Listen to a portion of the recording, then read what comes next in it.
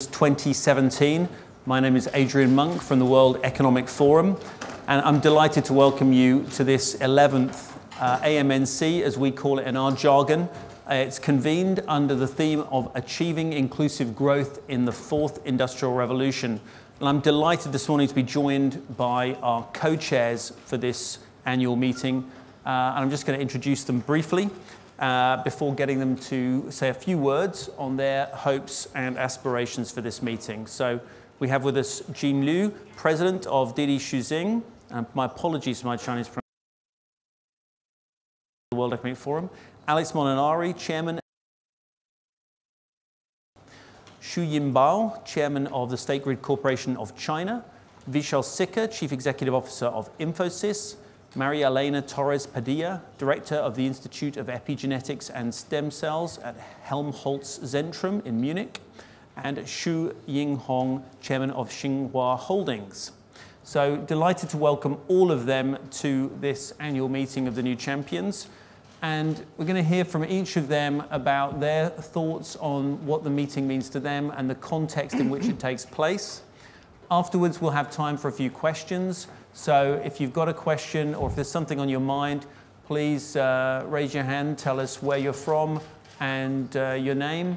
And also, if you can, keep your questions to the theme of this press conference. There'll be plenty of time, I assure you, in the next couple of days to catch our individual co-chairs one-on-one and ask them questions about their own particular enterprises or organizations. And Jean, ask you for your thoughts on this annual meeting of the new champions. Sure, thank you, Adrian. Hello, everyone. I'm delighted to be here at the Davos Forum to have this opportunity to exchange with you. No doubt, we are at the important juncture of the fourth industrial revolution. Technology is changing all kinds of industries very rapidly. Take my industry, the transportation, for example, and my industry is going through important changes, including industrialization, modernization, and digitalization. And however advanced the technology may be, we are trying to solve one question, that is human survival and human development. As we all know,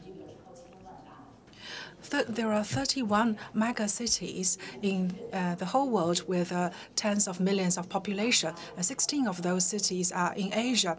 If the people of Beijing want to replicate the lifestyle in San Francisco, that would trigger an energy crisis and crisis. But of course, people always want to lead a better life.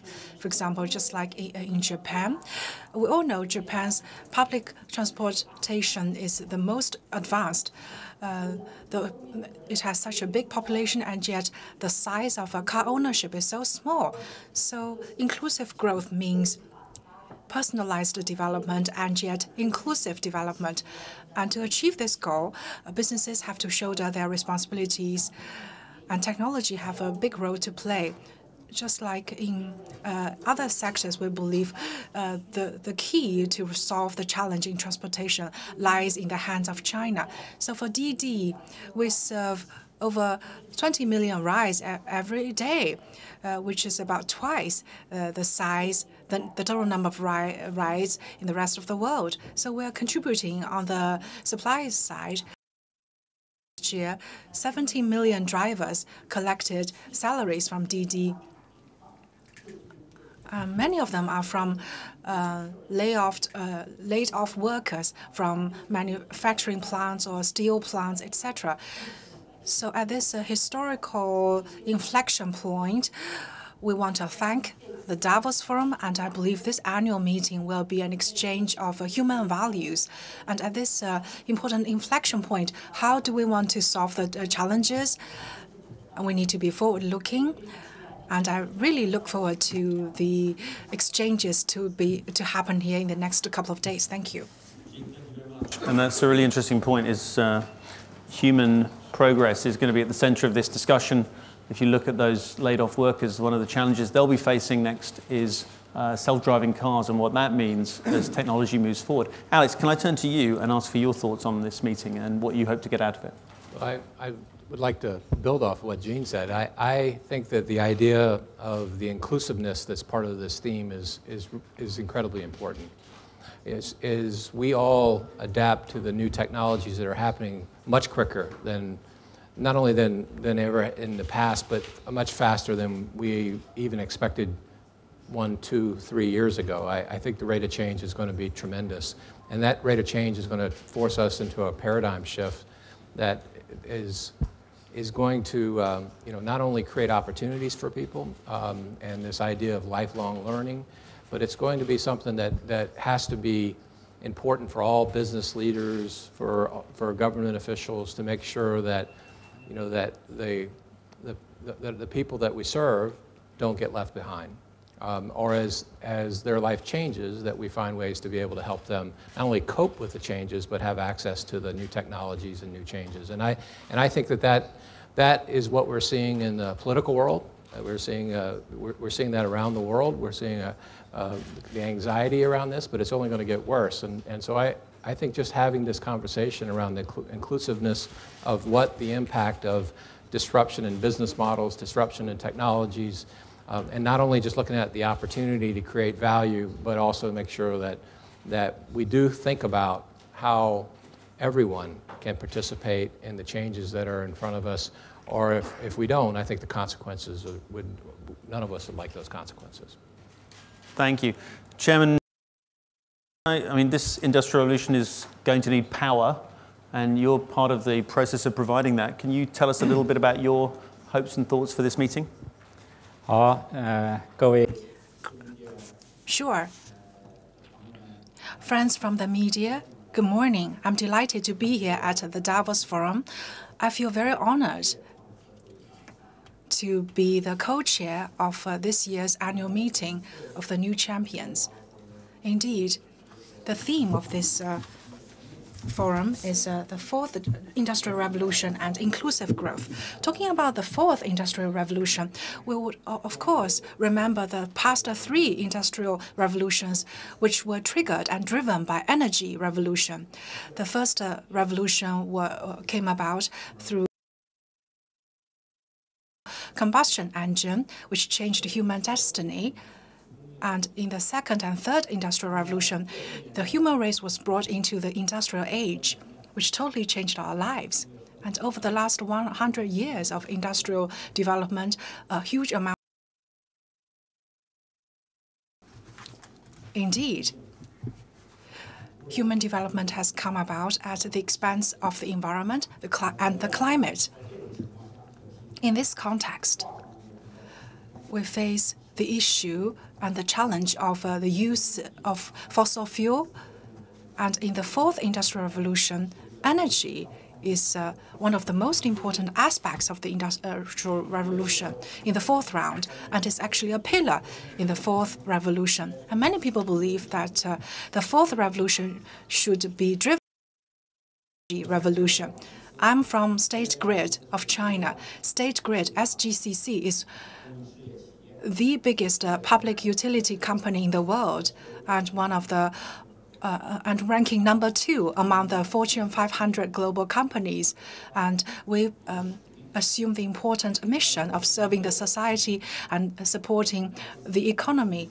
And at this year's annual forum, as we are discussing the fourth industrial revolution, we believe we need to put forward the important theme of energy revolution, including a transformation in the way we consume energy, we produce energy, and we supply energy. So in this transformation process, we need to transition from excessive reliance on fossil fuel to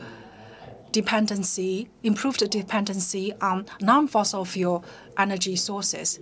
So that is the most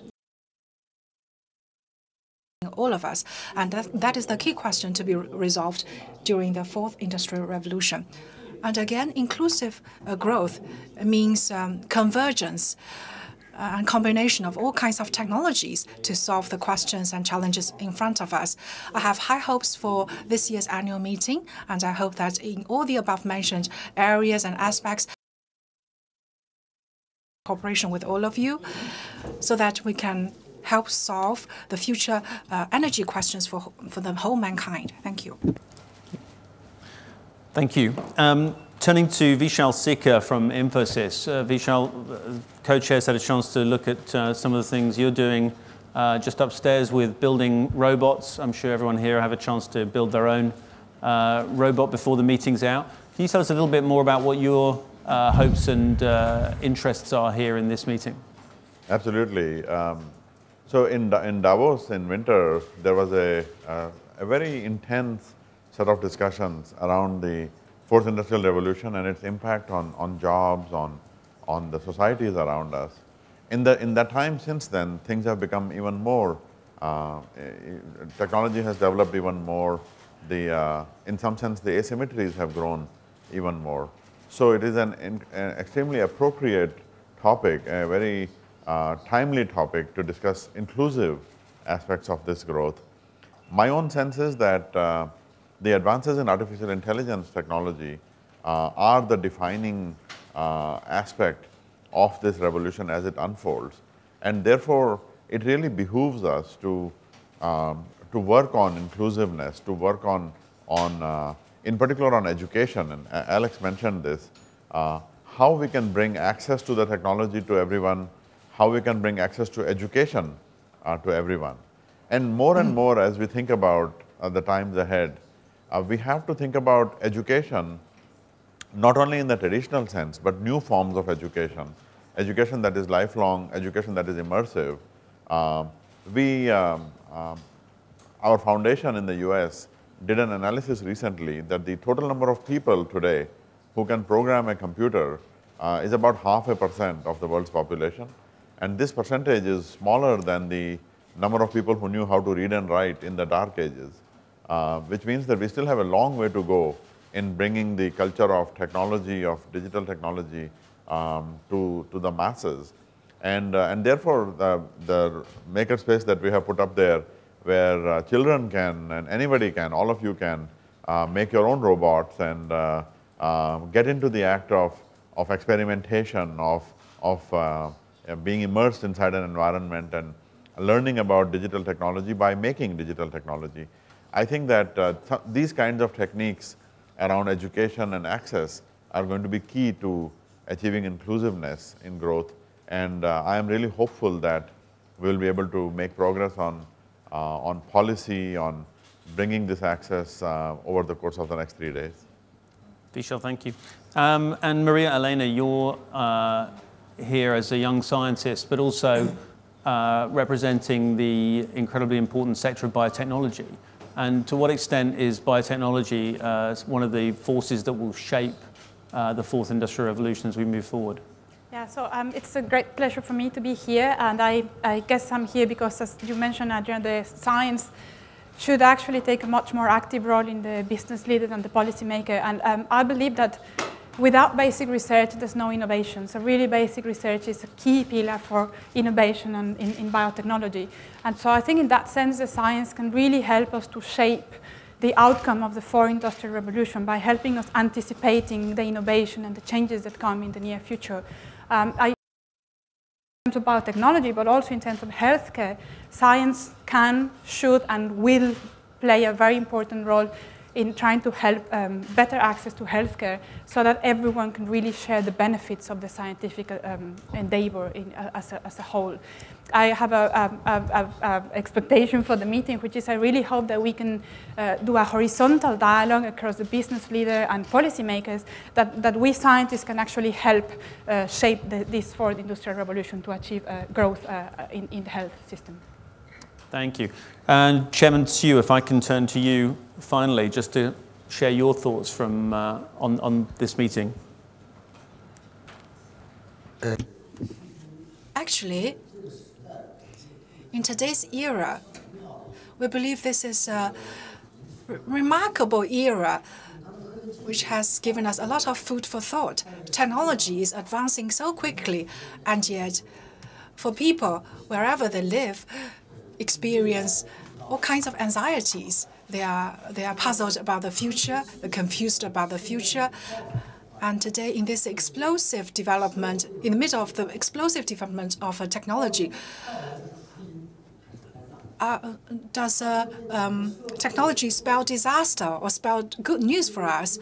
What kind of results will technology bring us? Will it result in even widening gaps among different groups of people? Or will it mean that more and more people will benefit from technology?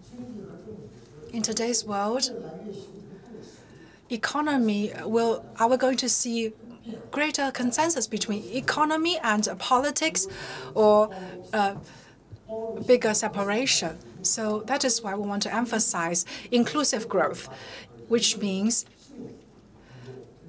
we want to balance human happiness with technological development and economic development. So I believe balance is the core element, core ingredient of inclusive growth. And how can we build a better world that benefits everyone in the world? I believe that is an important mission for the Davos Forum. And for my company, Tsinghua Holding, which is a champion in technology services and technology innovation. We are one of the biggest corporate incubator in the world, and we are building even more incubators. So I totally agree with you that education is very important. For example, at our school, Monck, today, on this online education platform, over 7 million people are online course resources. And this online learning platform produces even more graduates than the number of graduates that Tsinghua University has produced over the last 100 years. So I believe this kind of technology will play an even bigger role. And secondly, I believe, how can university be an important bridge that bring business entrepreneurs, political leaders, and technology evangelists together, so that we can, I hope that today's new annual meeting of the new champions will create new momentum in that area. Thank you. Thank you very much. Now, owing to the lighting, you're all looking like sort of dark silhouettes to me, so my apologies. Point vaguely in your direction. We've got microphones on both sides. I'm going to work. I see most hands on that side of the house, so I'm just going to ask the two folks on the first for their questions, and then there's a lady at the back we'll get to a little later. So can you tell me your name and where you're from, as well as your question? 谢谢，我是来自 Thank you. I'm from Shanghai Securities Newspaper. My question goes to Mr. Shu of State Grid. So could you talk about the latest progress in China's electricity reform, and what are the next steps? Any further plans?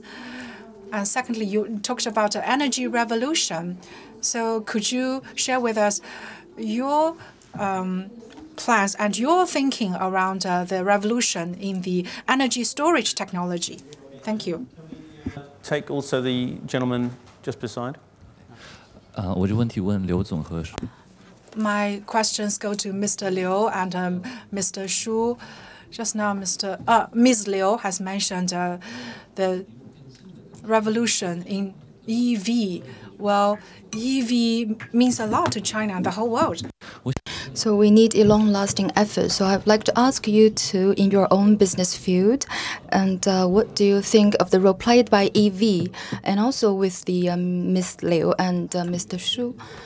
Think about your own partners. Have you ever given any efforts to make the R&D and application of EV? And also in China, if we want to have good development of EV, what challenges do we need to conquer? Thank you.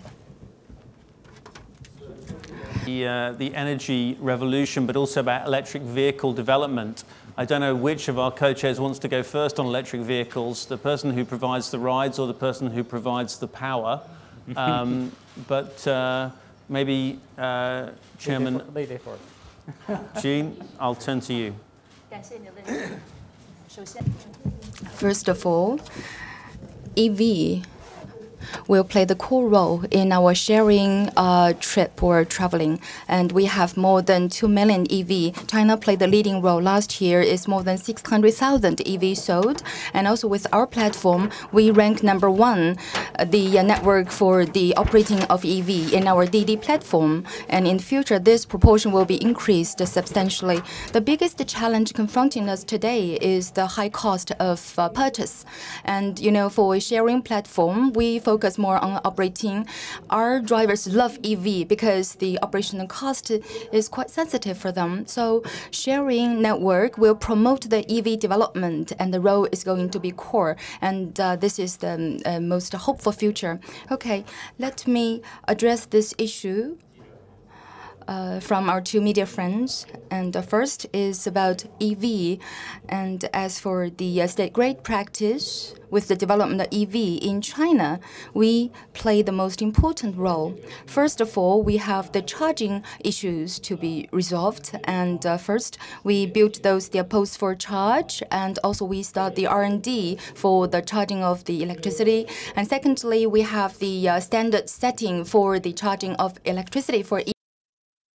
We could have a development of the enterprises focusing on the fuel charge. And secondly, state grid also contribute a lot for the infrastructure building of the EV industry. And currently, along all the expressways, we have the 6 horizontal, 6 vertical lines, and also add to other circles of the building of those charging poles in China, including the public, and also some of them are private. According to our statistics, we have 160,000 charging poles, and for the EV, we have more than 1 million. Accounting more than 50% of the world total. Thirdly, state grid build currently is the biggest smart vehicle network, and they will have the online and instant monitoring of the fuel charging and sharing experiences of the fuel charge in terms of the volume, in terms of the time, and if there is the and we could also send the contingency team for the repairing of those charging poles. So we have built this system which promote the EV development in China. Currently in China, I can say that fuel charge infrastructure building has changed from a barrier now to be a future developmental path. More than 25% of the energy are consumed in the transportation field. And because of this, the EV development is a very important component for the new energy development. So today, with our statistics, this shows that we have the low-frequency fuel charge with the wind power, renewable energy power, and in the future, for our EVs, they can just charge with the low peak and during the peak time, and they do not need to have the fuel charge, and they can even sell the electricity to the grid. So this is what we call a smart network for the EV development infrastructure. It can also become the storage pool for the electricity during the, for example, peak time. And we do have a bright future for the development of EV. And in the future, we may have more interactions between the EV and the grid. And of course, it's market-based. During the peak time, you can sell electricity to the grid, and you can make money from that. And also, as you mentioned, we have the reform for the power sector. I can tell is quite smooth. And according to our plan of the nation, we are in the process of this power sector reform. For example, we played full role of the market mechanism, and we established the trade center for the electricity. And we have totally 26 sub-branch of the state grid to have that trade system. And we also have the cross-province, the trade, and also cross-region trade of the electricity. So this reform goes very smoothly in China. I just want to make sure we have enough time to hear from all of our co-chairs and get all the questions in. We have a question from the lady on the back, we have a question there, a question there. So can we just hear very briefly, quickly from all of our folks with questions? And I'm going to try and share them around our co-chairs.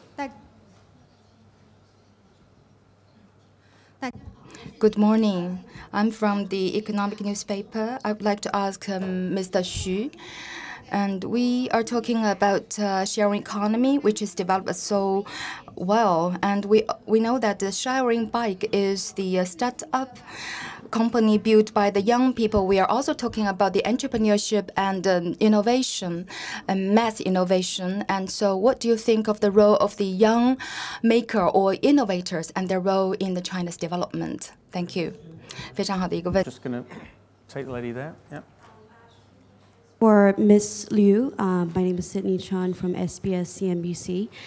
Can you tell us about how Chinese government is supporting services like Didi in terms of regulation?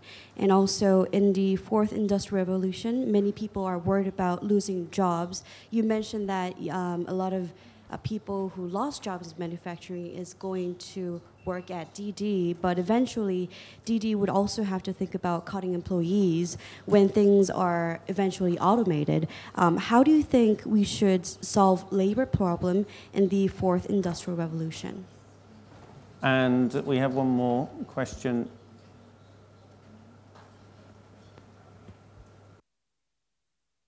I think was over in the middle. Am I missing it? Sorry, I'm going to... The lady just on the front row, sorry. Hi, thanks. Is this on? I'm Sophia Yan with CNBC. Thank you so much for joining us all.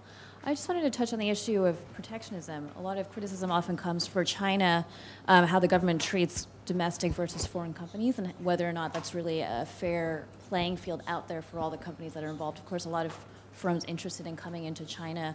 So I was wondering if you could all touch upon how you see that going forward and how that sort of business environment can be changed or improved upon to allow for more innovation. Great question. Okay, I'm just going to turn first to Alex and Vishal maybe to talk about that issue of moving into China's market and the fair playing field issue. Then if we can talk about the role of young people in development, and perhaps Maria as well, you could come in on that. And then lastly, if we can address some of those issues about automation and jobs with our two other co-chairs. So we're under a little bit of time pressure. We've got about 5 minutes, so I'll ask all of our co-chairs to be brief. So Alex and Vishal first, if I can just ask you, what's your sense of how accessible the Chinese market is in the current phase? So I'll start. That's a very complicated question, and I think it changes over time, and it changes based off technologies. And what you have to remember is that the Chinese market is opened, but open in a way to serve what the Chinese market requires. And so I think there's different level of openness depending on the technology, depending on what's required. I think this conversation that was having around electric vehicles is a good example where China has certainly led the world as it relates to the adoption of the vehicles, but it also requires having technologies from outside of China in order to move its agenda forward. And so I think it's a really good case study for how China is going to be open to those technologies and allow those companies to come in and prosper and protect their technology. So I think that we're living it right now, and I think it does depend. It does depend on the current agenda of the Chinese government. It also depends on the current need and the technology requirements.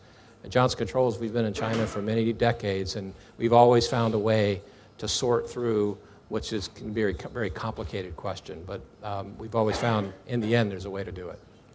My sense is, last night we had dinner with Premier Li Keqiang. My sense is that the access, the interoperability and the policies to provide inclusive access at a country level will be sorted out. Globalization is one of the key imperatives of our time. But in terms of the protectionism of of data these days in the technological sense, there we need more openness, and we seem to be forming, while we are making progress, as Alex said, at the international level across boundaries of countries, we need to similarly solve this problem at the boundaries of companies, which have access to lots of data in a very disproportionate way. And to the point about the jobs, perhaps I can quickly say that education, in my sense, is the answer to this question. Certainly in our IT services world, we see this as a great answer because the march of automation to take over the jobs is an inevitable march. It is a irrevocable march. And we have to, the only answer to this is to create skills among massive numbers of people for the jobs of the next generation. Ultimately, all these technologies, so if you look at self-driving cars, the software to write self-driving cars is not falling from the skies. It is being written by people like us. And there is no reason why writing that software, integrating and maintaining that software, evolving that software, and there is no reason why this cannot create large numbers of jobs of the future. So I think as long as we focus on using education as a mechanism to create the jobs of the future continually, I think that this debate will be behind us. Can we just talk about the role of the young people in helping to shape that future particularly? You know, Tsinghua Holdings is based around a university. I think for the mass entrepreneurship and mass innovation now step into a very good orientation. And when it's really a popular terms and some of the young people feel irrational and they feel, oh, we catch this opportunity and we have to do something. And now we see this becomes their cool down and goes on a very sound way. You know, for these innovation and entrepreneurship encourage a lot of young people to run after their dreams and to implement what they want to do. We are talking about sharing economy, just as the Madam Liu mentioned, the Didi, and we have Mobile, OFO, and they compete and they win in the competition. Yeah, at first the market is quite chaotic, but you will see that they bring convenience for people when they travel. When they bring convenience to the people, there is value, of course, during the initial stage competition. Some died and some survived, but that is the gift of competition. And when everybody try to create something, and then when there is a full competition, the world become better. So I am very confident about China's future, about China's entrepreneurship, about China's innovation. It does not mean a single company success. It's a generation spirit for innovation. So in terms of the entrepreneurship, China is the most lively place. It means China will have a brighter future. Thank you. Scientist. Maybe I can close on that. I believe actually the young generation is not going to be living the consequence of the fourth industrial revolution, but you are shaping this revolution. So I think it's very important to take this implementation with new energy. And I think that the communities in the World Economic Forum, the tech pioneers, the young scientists, the young global leaders are actually really doing a great job in driving these benefits of the inclusive growth in the revolution. So I believe that education is key for that. Thank you. I know we're running out of time, but I just very quickly want to come to, sorry, Vishal, did you want to come in on that? No, Jean. Oh, I want to turn to Jean and ask about jobs, because you touched on the way that Didi has integrated people who perhaps have lost out of Rust Belt industries. But as we look ahead at the future, there's this increasing concern always that the next automation phase will result in another round of job losses. Is that something we should be worried about, or will there be newer jobs coming through that process? Sure, I'm going to address the first question on regulation first. First of all, I believe Chinese government, among all the government, is the most inclusive government for the sharing trip making. And but of course, if you look at the world, you will feel differences. But regulation is a problem or challenge confronting all the countries. We need to work with the local government closely, and we also receive the support from the local government. The second one is the auto driving and its impacts towards the human drivers. And it's not simply for the reduction of cost. We want to make trips safer. We have big data to support this. Secondly, as I mentioned, transportation is to create tailor-made service to the users. So in the future, we are going to replace the incremental market. And because we believe 20 years later, and 95% of the trip will made from the sharing network, we are talking about human development and innovation, and we need to meet the needs of the diversified needs from the users, from the people. Thank you. We're probably going to draw things to a close, but I just wanted to touch with Chairman Xu from State Grid and just say, you know, coal mining used to produce an incredible number of jobs around the world in really generating power and generating energy. Now renewables need far fewer jobs. How do you see the future in terms of energy as an employer? Do you see new jobs arising in the energy sector that we haven't necessarily imagined coming through? Believe with the transformation to the new energy development, I believe working opportunities will be more, because in the past, we have the mass industrialization. We have the coal power generation for one coal power plant, for example, 600 kilowatt, and also those generation units so big, and they can hire hundreds of people working in their plants, or even thousands of people working in their plants. And with the new energy development and revolution, we may have the thousands of the renewable energy power plant. We have the manufacturing of the renewable energy generator. We have the needs for the operators and maintenance. So in the future, everybody enjoy new energy, everybody produce new energy, and we will have more opportunities for job. Of course, we will have the integration of other information enterprises, and I firmly believe that the transformation of energy will not impact the job employment opportunities, will create more. Thank you. Very much. There'll be opportunities to talk to all of our co-chairs through the meeting, I'm sure. In the meantime, I wish you all a very successful meeting. Thank you.